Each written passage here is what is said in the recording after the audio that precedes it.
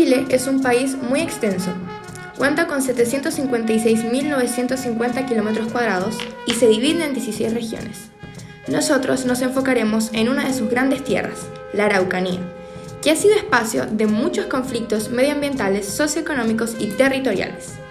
Específicamente abordaremos un problema que está relacionado con la degradación de los suelos y la agroforestación en el proceso de ocupación de la Araucanía durante el siglo XIX, y la erosión, que constituye uno de los problemas ambientales más significativos del sector silvoagropecuario. Es muy importante dar a conocer este hito, ya que es parte de la historia de nuestro país y tiene consecuencias hasta el día de hoy. Soy Patricia Balsa y junto a mi compañero Martín Calvo presentamos Los finados suelos de la Araucanía. Se estima que existe una superficie de 37 millones de hectáreas con algún grado de erosión, casi el 50% del territorio nacional, y la mitad de esta superficie se encuentra en las categorías de erosión severa o muy severa. Una parte importante de esta superficie erosionada está en manos de la pequeña agricultura familiar campesina o AFC, la cual se enfrenta al problema de la degradación.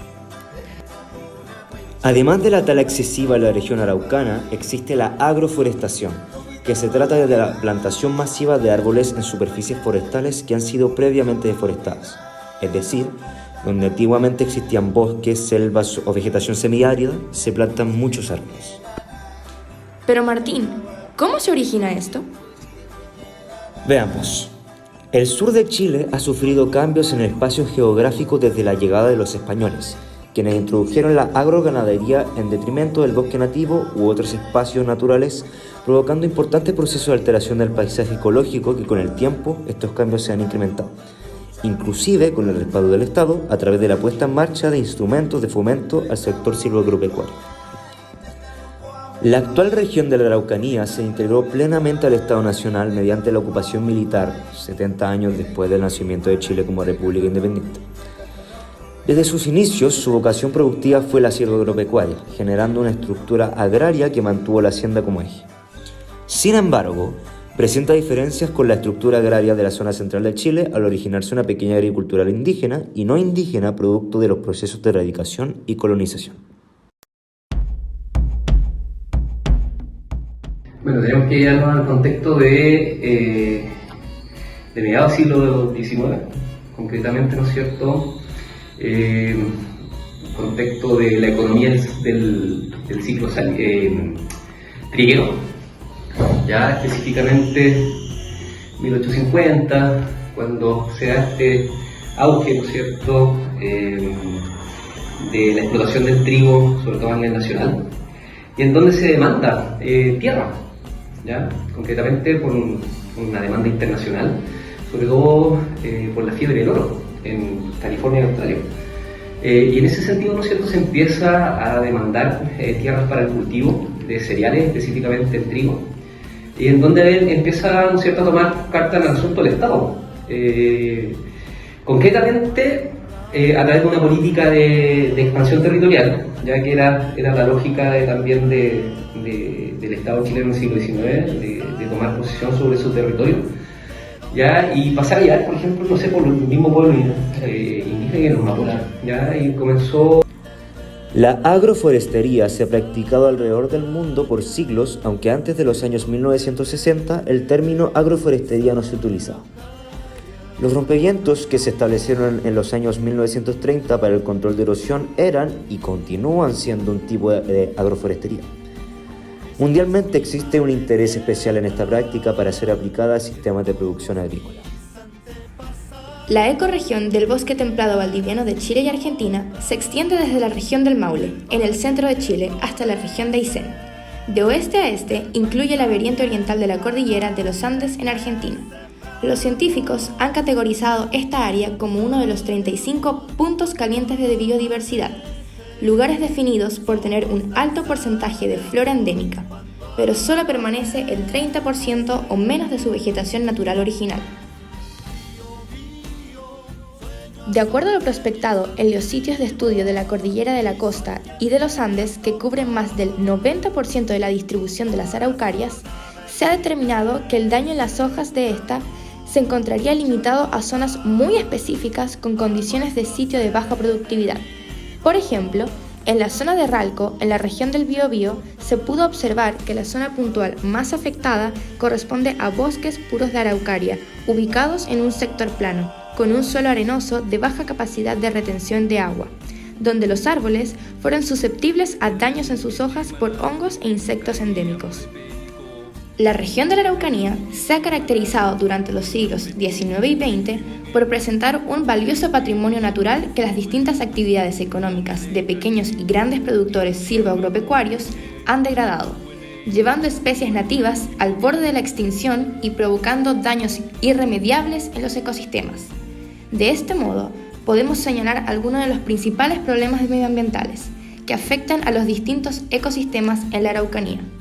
Estimamos que los procesos productivos llevados a cabo en la región y el aumento de la urbanización han provocado un deterioro significativo en el medio ambiente y la contaminación de los cursos de agua superficiales y subterráneos con desechos químicos, industriales y domiciliarios por falta de tratamientos adecuados, lo que influye fuertemente en el deterioro ecológico. Esta contaminación no solo afecta a las aguas continentales, sino que también repercute en el océano, alterando los ecosistemas marinos. La flora original comienza a perder terreno frente a los cultivos introducidos. Y lo que pasa es la fauna autóctona comienza también a perder terreno con respecto a la fauna introducida, que el ganado que la gente traía.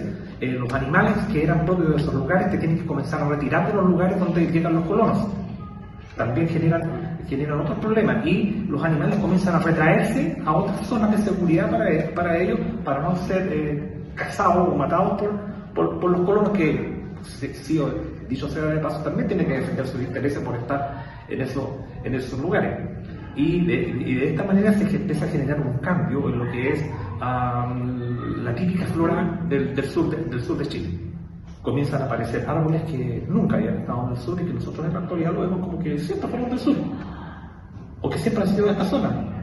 Por ejemplo, la zarzamora nunca ha sido autóctona, los álamos nunca han sido autóctonos, los sauces nunca han sido autóctonos.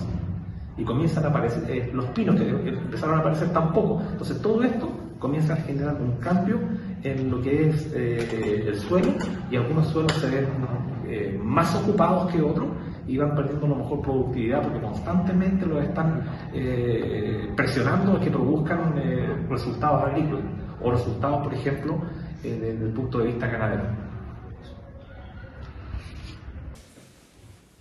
A finales del gobierno presidencial de Manuel Montt, se consideró como prioridad la ocupación y asentamiento de la zona de la Araucanía, pasando a ser un tema de debate en el país. En 1861, el coronel Cornelio Saavedra propuso un plan de ocupación progresiva del territorio mapuche que consistió en construir una línea de fortificación por el río Mayeco, modificando la frontera que tradicionalmente llegaba hasta el Biobío.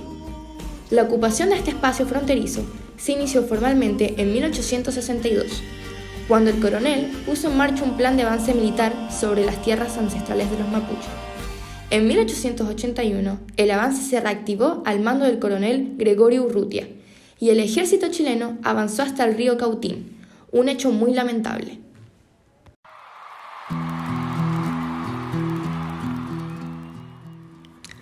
La ocupación de la Araucanía se realizó de forma gradual, a través de distintas líneas de ocupación.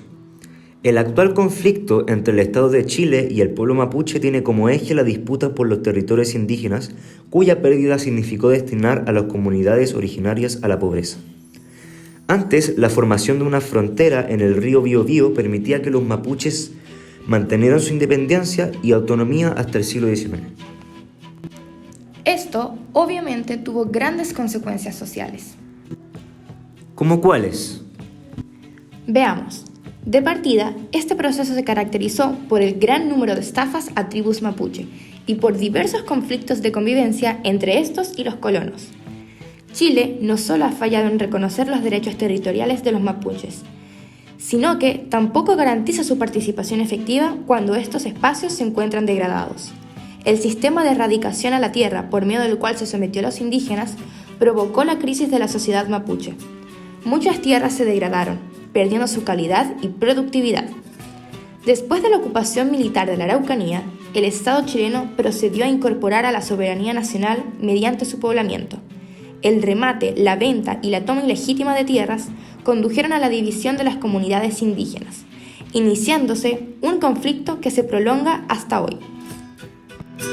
Se puede señalar que el proceso de ocupación de la Araucanía significó un cambio en la sociedad, no solo chilena, sino que en la misma sociedad mapuche, que empezó a verse influenciada con mayor fuerza por una cultura que durante siglos les había parecido ajena.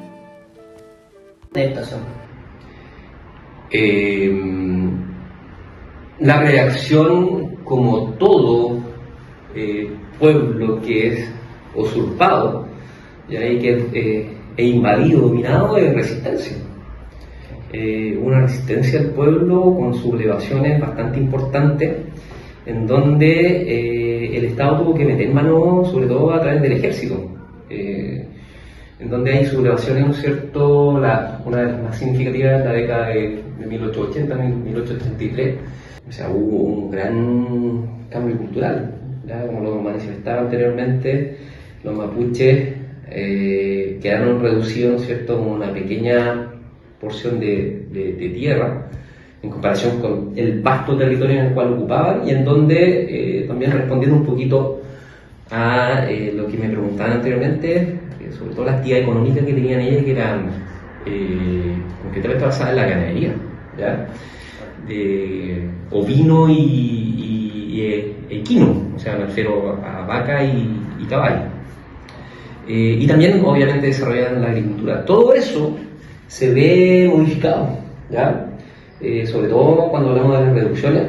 Recuerden que ellos vivían en comunidad, vivían, ¿no es cierto?, en estas comunidades, y que muchas veces estas mismas comunidades tenían conflicto una con otra, ¿ya? Y tuvieron que pasar a convivir todos en una misma, ¿no es cierto?, un mismo recinto, una misma reducción, en donde se dan estos conflictos.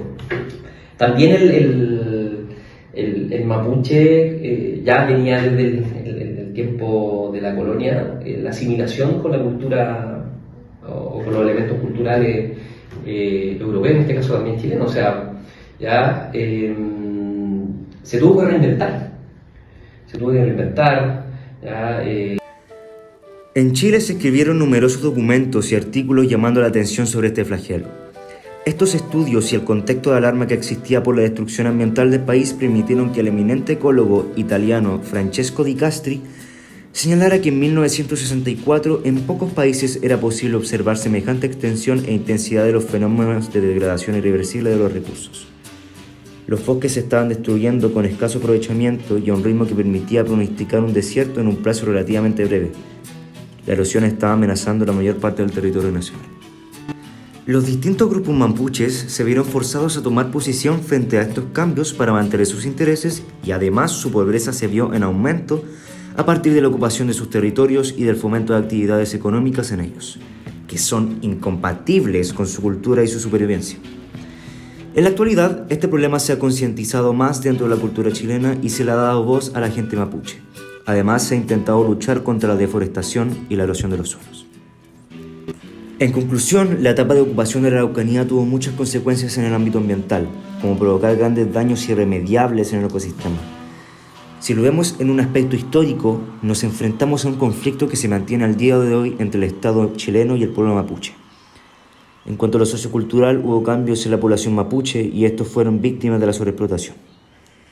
Este reportaje lo hicimos para concientizar y enseñar un poco sobre este proceso. Nosotros creemos que es importante para la cultura y la educación en Chile, ya que este proceso sigue ocurriendo hasta el día de hoy.